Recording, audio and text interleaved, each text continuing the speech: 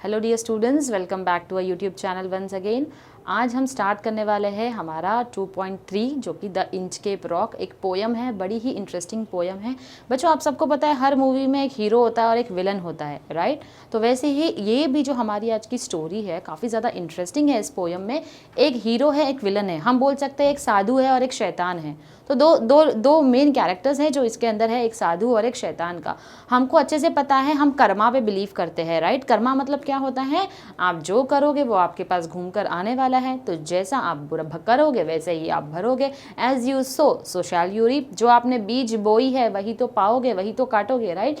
तो ये सारी चीज़ें मैं आपको क्यों बता रही हूँ? क्योंकि बड़ा ही इंटरेस्टिंग सा स्टोरी है आज का हमारा इस पोयम का जो हम देखने वाले हैं, the Inchcape rock. Inchcape rock का मतलब क्या होता है, पहले हम स्टार्ट करते हैं अपनी पोयम से। आइए, आइस ब्रेकर और ब्रेनस्टॉर्मिंग में आपको नेक्स्ट जो लेक्चर आएगा बच्चों, उसमें मैं डेफिनेटली कंप्लीट करवा दूंगी। पहले तो हमको ऑनर देना है, रिस्पेक्ट देना है। किसको? इस पोयम के ऑथर को, राइटर को, राइट? ये जो पोएट है हमारे, उनके बारे में बात करते हैं। अब ये जो पोएट है हमारे, जिनका नाम रॉबर्ट साउदी है, basically he was born in Bristol, England में बॉर्न हुए हैं ये। He was the son of a Draper. Draper यानी कि जो कपड़ा बनाने का काम करते हैं, बेसिकली उनको बोला जाता है। Educated at Westminster school and Balliol college, Oxford. Now, he was a poet laureate of England from 1813 to 1843। बच्चों, लॉरेट का मतलब क्या होता है? यहाँ पर लॉरेट का मतलब होता है पहले के टाइम पे, ये तो अभी का दौर है जब इवेंट्स आते हैं तो गाना होता है, डीजे होता है, म्यूजिक बजती है, सब कुछ है। पहले के टाइम पे कहाँ ये सब सॉन्ग्स हुआ करते थे, राइट? तो गवर्नमेंट स्पेशली अपने किसी इवेंट में पोएट्स को बुलाया करती थी और बुलाकर उनको क्या बोलती थी कि हमारा एक इवेंट है तो आप हमारे लिए पोयम जो है वो बोलकर सुनाओगे या गाकर सुनाओगे पोयम को। बेसिकली आपको हमारे लिए क्या करना है, पोयम या पोयम जो है वो लिखना होता था। लिख कर आप उस इवेंट में क्या करोगे, उसको परफॉर्म भी करोगे, बोलकर भी बताओगे। तो इसको लॉरेट बोला जाता था। तो उन्होंने इंग्लैंड में फ्रॉम 1830 टू 1843 क्या किया, एज अ पोएट लॉरेट भी काम किया है। Some of a short poems like the scholar. अब कुछ उनकी पोएम्स हैं, जैसे कि द स्कॉलर है, द बैटल ऑफ ब्लेनहेम है, बाइशॉप हैटो है, और उसी के साथ साथ द इंचकेप रॉक है जो आज हम पढ़ने वाले हैं। ये कुछ उनकी बहुत ही पॉपुलर पोएम्स है जो कि स्कूल के बच्चों के लिए उन्होंने बनाई है। Now the Inchcape rock is a ballad. It is the story of the 14th century attempt by the abbot of Aberbrothock। बच्चों, अबॉट जो है, जैसे कि आप एक मॉन्क को बोल सकते हो। एक मॉन्क है, जैसे चर्च का एक मॉन्क होता है, जैसे एक साधु होते हैं। तो बेसिकली ये अबॉट ब्रोथॉक के ऊपर है to install a warning bell on a Inchcape, यानी कि इन्होंने एक वार्निंग बेल जो है इंचकेप रॉक पर लगाई थी। A notorious sandstone reef about 11 miles off the east coast of Angus, Scotland, near Dundee and Fife, occupied by the Bell Rock lighthouse. बच्चों, हमारा जो लाइट हाउस होता है, यानी कि समुंदर के बीचों बीच एक बड़ा सा पत्थर होता है जिसके ऊपर एक लाइट हाउस भी होता है, उसको इंचकेप रॉक बोला जाता है। अभी इंचकेप रॉक क्या होगा ये मैं आपको जब पोएम हम स्टार्ट करेंगे तब आपको बता दूंगी। Now Southey was inspired by the legendary story of a pirate who removed the bell on the Inchcape rock placed by the abbot of Aberbrothock. The poem gives us a message that those who do wrong things will meet with due punishment. यानी poem हमको यही सिखाती है, जो गलत करते हैं तो गलत करने का नतीजा भी जो है वो क्या होने वाला है, गलत ही होने वाला है। Now continuing with the poem the Inchcape rock.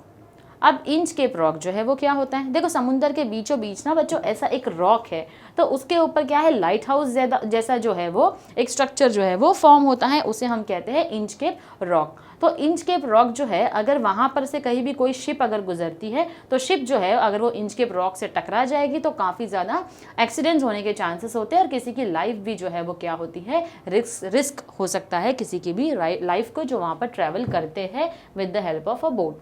Now what exactly is this Inchcape rock, और क्या पोएम बोलती है? No stir in the air, no stir in the sea. यानी कि अब यहाँ पर जो है समुंदर का एटमॉस्फेयर जो है उसके ऊपर बात करिए। किसी भी तरीके की हालचाल जो है समुंदर में नहीं है और हवा में भी नहीं है।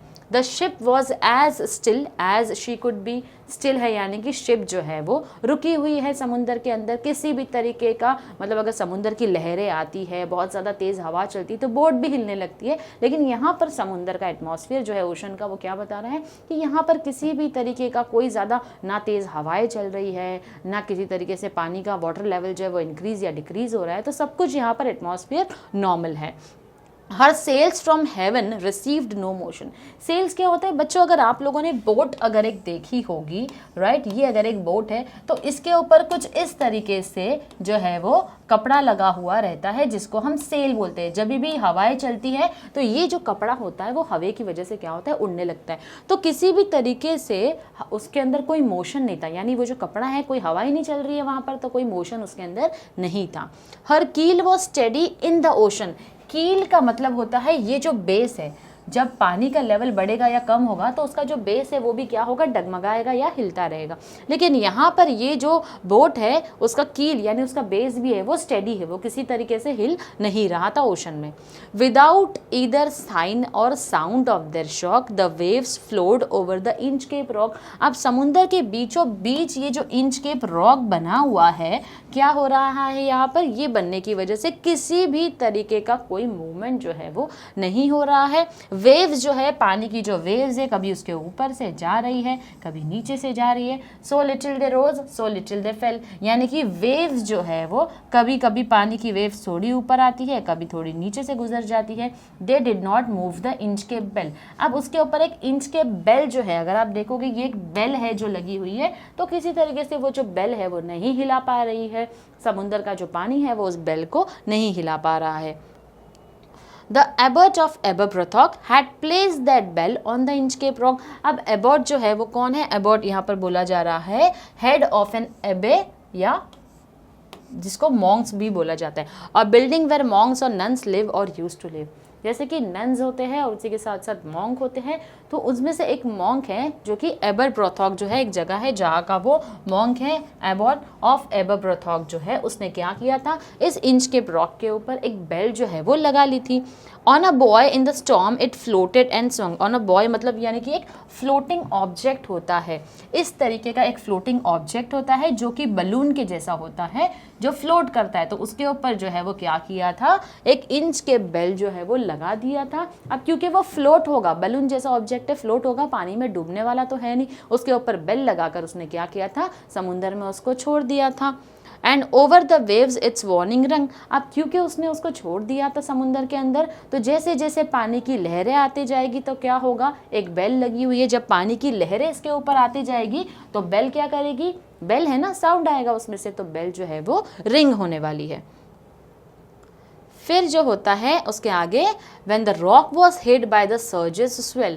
जब समुंदर में पानी का लेवल बढ़ता है तो क्या होता है, वो जो रॉक के ऊपर हिट होता है पानी, तो it is hit by the surges swell। तो यानी कि पानी जब भी लगेगा, the mariners heard the warning bell. अब जो भी समुंदर में आने वाला है बोट लेकर, तो क्या होगा, अगर पानी का लेवल बढ़ता है तो हमको पानी के नीचे रॉक जो है वो दिखाई नहीं देने वाला है, तो चांसेस है कोई भी बोट आएगी तो रॉक से टकरा सकती है ना। तो इसीलिए एबर्ट ऑफ एबरब्रोथॉक ने क्या किया था, एक बेल जो है वहाँ पर इंच के रॉक के ऊपर लगा दी थी।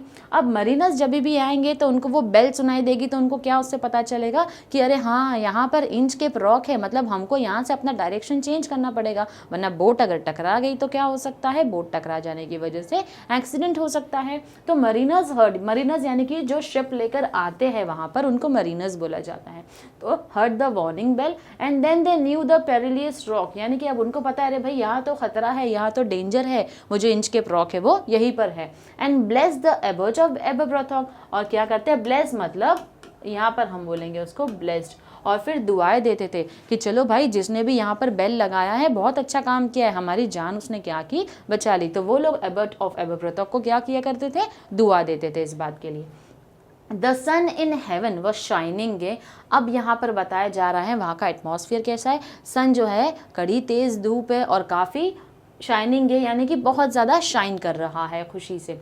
All things way joyful on that day, और उस दिन सब कुछ ठीक ठाक चल रहा था। The sea bird screamed as they wheeled around यानी कि सर्कल, यानी कि जितने भी बर्ड्स हैं वो आपस में क्या कर रहे हैं, मिलकर सर्कल बनाकर वहाँ पर आसमान में घूम रहे हैं। And there was a joyance in their sound, यानी कि सारे बर्ड्स जो है, जो बर्ड्स के साउंड है, चर्पिंग साउंड्स होते हैं, उनके साउंड्स में काफ़ी ज़्यादा जॉयंस है, यानी कि काफ़ी ज़्यादा वो खुश है।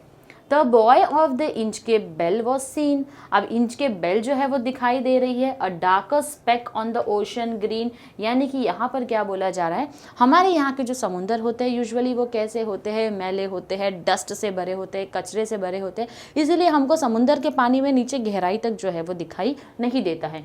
लेकिन यहाँ पर जो बाहर की कंट्री में ओशंस होते हैं वो कैसे होते हैं, काफ़ी ज़्यादा क्लीन होते हैं। तो यहाँ पर बोला जा रहा है a darker speck on the ocean green, यानी कि काफ़ी साफ सुथरा पानी है। इंचकेप बेल जो है वो क्या हो रही है, दिखाई दे रही है। Sir Ralph the rover walked his deck and he fixed his eye on the darker speck.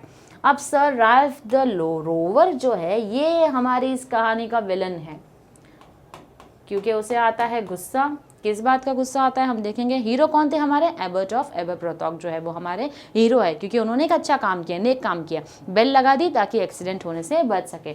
अब sir Ralph the rover walked his deck, यानी कि अपने डेक पर। डेक क्या होता है बच्चों, ये जो आपकी शिप होती है ना, शिप का जो ऊपर का हिस्सा होता है ये इसको हम डेक बोलते हैं। तो यहाँ पर जो है वो क्या होता है, सर रैल्फ जो है वहां पर आकर देखता है और अपने इस डार्कर स्पेक की तरफ जो है वो क्या कर रहा है, देख रहा है। He felt the cheering power of spring. It made him whistle, it made his sing. His heart was mirthful to excess, but the rover's mirth was wickedness. अब ये जो सर रैल्फ द रोवर है ये आ चुका है, अपने deck के ऊपर खड़े रहकर देख रहा है। ये काफ़ी ज़्यादा खुश है, हवाएं चल रही है, सूरज शाइन कर रहा है, बर्ड्स की चर्पिंग साउंड्स आ रही है, काफ़ी ज़्यादा खुश है। तो वो सीटियाँ बजा रहा है, गाना गा रहा है। His heart was mirthful to excess, यानी कि काफ़ी ज़्यादा खुश है ये। लेकिन but the rover's mirth was wickedness, wickedness यानी कि उसके दिमाग में कुछ शैतानी चीज़ें जो है वो चल रही है, यानी कि ये जो इतना खुश है ये कोई शैतानी पर्पस की वजह से क्या है, खुश है। His I was on the Inchcape float.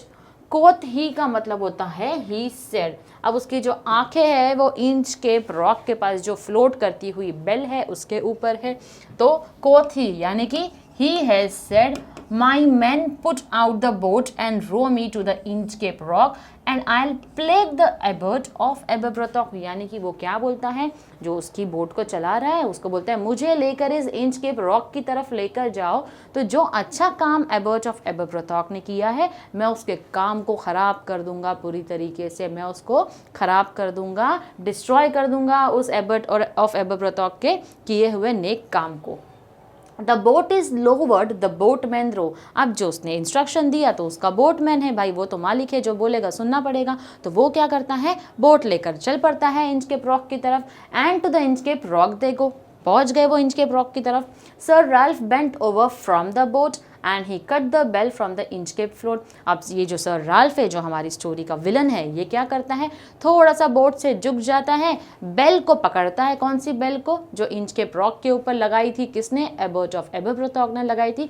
जाता है उस बेल को पकड़ता है और उसकी रस्सी को कट कर देता है। क्यों कट कर देता है ये, क्योंकि उसे बहुत ज़्यादा गुस्सा आता है एबर्ट ऑफ एबरप्रॉथॉक पे कि भाई वो तुम इतना अच्छा काम कर रहे हो, लोग तुमको दुआएं दे रहे, तो उसके अंदर जलन आ जाती है कि उसको क्यों इतनी ज़्यादा दुआएं मिल रही है लोगों से, क्यों लोग उसकी तारीफ करते हैं, क्यों इतना खुश है, तो उसे बड़ा गुस्सा आ जाता है इस बात के लिए।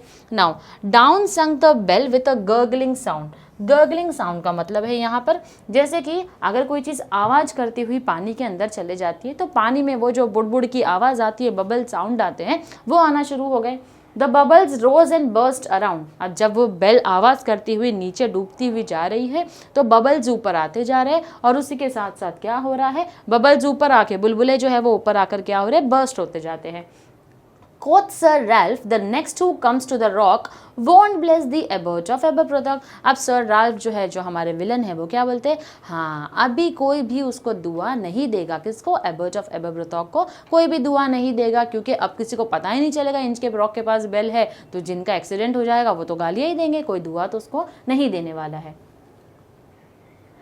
नेक्स्ट स्टेंजा हमको बोलता है, sir Ralph the rover sailed away, he scoured the seas for many a day and now grown rich with plundered stone he steers his course for Scotland shore. अब यहाँ पर क्या होता है, अब वहाँ से जो सर राल्फ है हमारा विलन निकल जाता है, ऐसे टूर पर निकल जाता है जहाँ पर वो क्या करता है, travel freely energetically for ships to rob, यानी कि समुंदर में जितनी भी शिप्स उसको अब आगे वहाँ से निकलने के बाद मिलती है सारी शिप्स पे वो चोरी करता है, डकैती करता है, जितना भी सामान होता है उन सबको क्या करता है वो चुरा लेता है। And now grown rich with plundered stone, तो यहाँ पर क्या होता है, जितना ज़्यादा उसने चुराया हुआ सामान है सब अपने शिप पे लोड कर देता है और लोड करके वहाँ से वो निकल जाता है। He steers his course for Scotland shore, अब वो बढ़ जाता है, स्टीयर्स का मतलब होता है डायरेक्शन जो है, जैसे हम देखते हैं ना शिप के ऊपर एक राउंड सा जैसे कि व्हील होता है जिससे कि हम अपनी बोट का डायरेक्शन जो है वो चेंज करते हैं, तो उसी तरीके से वो क्या करता है, स्टीयरिंग को घुमाते हुए बोट का डायरेक्शन जो है स्कॉटलैंड की तरफ क्या करता है वो बढ़ा देता है। So thick a haze o'er spreads the sky, they cannot see the sun on high, यानी कि हेज का मतलब होता है एक मिस्ट जो है वो हवा में शुरू हो जाती है, फैलने लग जाती है, थोड़ा धुंधला दिखाई देने लग जाता है। They can not see the sun on high, मतलब इतना धुंधला होते जा रहा है एटमॉस्फेयर कि उनको सन जो है वो दिखाई नहीं दे रहा है। The wind hath blown a gale all day, at evening it hath died away, अब हवा जो है वो पूरे दिन भर में बड़ी तेज़ चल रही है, बहुत तेज़ हवा चल रही है, लेकिन इवनिंग होते होते क्या होती है, इट हैड डाइड अवे, यानी कि अब हवा जो है वो चलना क्या हो गई है, बंद हो गई है। On the deck the rover takes his stand, so dark it is they see no land, अब क्या होता है, डेक के ऊपर रोवर जो है वो चढ़ गया, अब चढ़कर वो देख रहा है, क्या देख रहा है कि इतना डार्क है, इतना अंधेरा हो रहा है, तो उसको लैंड जो है वो कहीं पर भी दिखाई नहीं दे रहा है। Quoth Sir Ralph, it will be lighter soon, for there is the dawn of the rising moon, अब वो बोल रहा है कुछ हमको दिखाई नहीं दे रहा है, और ज़्यादा जो डार्कनेस है वो बढ़ते जाएगा, क्यों, क्योंकि it is the rising moon, अभी यानी कि रात का समय हो चुका है, अब कुछ भी दिखाई देना जो है वो बंद हो जाएगा। Canst hear, said one, the breakers roar, For me thinks we should be near the shore, अब उसमें से एक बोलता है कुछ सुनाई तो नहीं दे रहा, सिर्फ समुद्र की जो आवाज़ है लहरों की वही सुनाई दे रही, और कुछ तो इशारा हमको नहीं मिल रहा है कहीं से कि हम किस तरफ जा रहे हैं, क्योंकि अंधेरा हो गया, डायरेक्शन कहीं पर कुछ समझ में नहीं आ रहा है। For me things we should be near the shore, me things का मतलब होता है जब हम बात करते हैं, मी थिंक अगर मैं बोलूँ मतलब आई थिंक, मतलब मेरा ऐसा सोचना है, for me things we should be near the shore, कहीं ना कहीं हम समुद्र के शोर के पास जो है वो नज़दीक पहुँच चुके हैं। Now where we are I can not tell, but I wish I could hear the Inchcape bell, अब वो बोल रहा है अब हम कहाँ हैं ये तो हम नहीं बता सकते, काश हम इंचकेप बेल को सुन पाते तो हमको समझ में आ जाता कि हम कौन से डायरेक्शन की तरफ है, यानी कि अब उसको अफसोस होता है कि हमको इंचकेप बेल की आवाज़ जो है वो नहीं सुनाई दे रही है।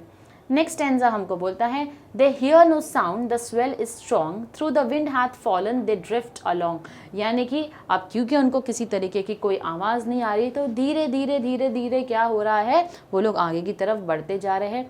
Till the vessel strikes with a shivering shock, oh Christ, it is the Inchcape Rock, अब क्योंकि उनको कुछ दिखाई नहीं दे रहा है, हवाएं तेज़ चल रही है, बोट जो है वो उनकी चलते जा रही है एक डायरेक्शन में, स्लो कर दिया उन्होंने लेकिन हवाएं काफ़ी ज़्यादा तेज़ चल रही है, अब अचानक से बोट जो है वो जाकर किसी चीज़ पे टकरा गई और तब उनको समझ में आ गया, ओ क्रिस्ट, यानी कि ओ गॉड, ये तो इंचकेप रॉक है जहाँ पर हम टकरा गए हैं। Sir Ralph the Rover tore his hair, he cursed himself in his despair, अब Sir Ralph the Rover जो हमारे विलन है जिसने इस इंच के बेल को काट दिया था, अब क्या होने लग गया, अब कहीं ना कहीं अपने बाल पकड़कर बेचारा पछता रहा है, रो रहा है, खुद को गालियाँ दे रहा है, कर्ज कर रहा है, बोल रहा है कि क्यों मैंने ऐसा काम किया, इंच के बेल जो है उसको क्यों मैंने कट कर दिया। The waves rush in every side, the ship is sinking beneath the tide, अब जो लहरें हैं वो तो आते ही जा रही है क्योंकि वो लोग टकरा चुके हैं समुंदर के इंचकेप रॉक से, अब शिप जो है वो सिंक होते जा रही है, यानी कि डूबते जा रही है, धीरे धीरे धीरे धीरे बोट के अंदर जो है उसका पानी जो है वो एंटर होना शुरू हो गया है। But even in his dying fear one dreadful sound could the rover hear, अब ये जो जब बोट सिंक हो रही है अब उसको पता है कि कोई ऑप्शन नहीं, अब मैं जो है वो मरने ही वाला हूँ, कोई दूसरा ऑप्शन कहीं से कुछ बचाने कोई नहीं आने वाला है, लेकिन फिर भी उसको एक आवाज़ जो है वो सुनाई दे रही है, a sound as if with the Inchcape bell the devil below was ringing his knell, अब यहाँ पर उसको ऐसा लग रहा है बेसिकली कि मुझे एक मरने वाला हूँ, कुछ आवाज़ सुनाई नहीं दे रही, लेकिन एक आवाज़ है जो मुझे सुनाई दे रही है उस इंच के बेल की। तो मुझे ऐसा लग रहा है कि ये जो जैसे हम बोलते हैं ना डेविल जो है, जो यमराज है, जो बैठा है, जो अभी मुझे लेने आने वाला है, वो बेल बजा रहा है और वो मुझे बोल रहा है कि भाई तुम्हारा टाइम अभी आ चुका है, मैं तुमको अपने साथ में लेकर जाने ही वाला हूँ। तो उसको वो जो एक बेल की आवाज़ सुनाई दे रही थी, उसे लग रहा था डेविल जो है, यमराज जो है, अब वो बेल बजा रहा है और मुझे बोल रहा है तेरा टाइम खत्म हो चुका है इस धरती पर, अब तुझे मेरे साथ क्या करना है, चलना ही होगा। तो उसको उस तरीके की एक साउंड जो है वो सुनाई दे रही थी। नेल का मतलब होता है sound of a bell rung solemnly after death or at funeral announcement of death. तो बेसिकली उसको एक ऐसे साउंड की आवाज़ आ रही थी जो बेसिकली फ्यूनरल में बजाई जाती है जब अनाउंस होता है किसी के डेथ के बारे में। तो ये हमारी स्टोरी थी आज की इंच के रॉक की, जिसके अंदर एक हीरो होता है जो काफ़ी नेक काम करता है लोगों के लिए, और एक विलन होता है जो बुरा काम करता है। तो अल्टीमेटली बुरे काम का बुरा नतीजा जो है वो उसको एंड में मिल जाता है। तो बच्चों ये काफ़ी ज़्यादा इंटरेस्टिंग थी द इंच के रॉक, जो आज की हमारी पोएम थी। इसका आइस ब्रेकर और ब्रेनस्टॉर्मिंग सेशन जो है वो मैं मेरे नेक्स्ट लेक्चर में कंटिन्यू करूंगी। Till then do stay tuned to our lectures बच्चों, and in case you like my lecture do like, share and comment. Thank you very much.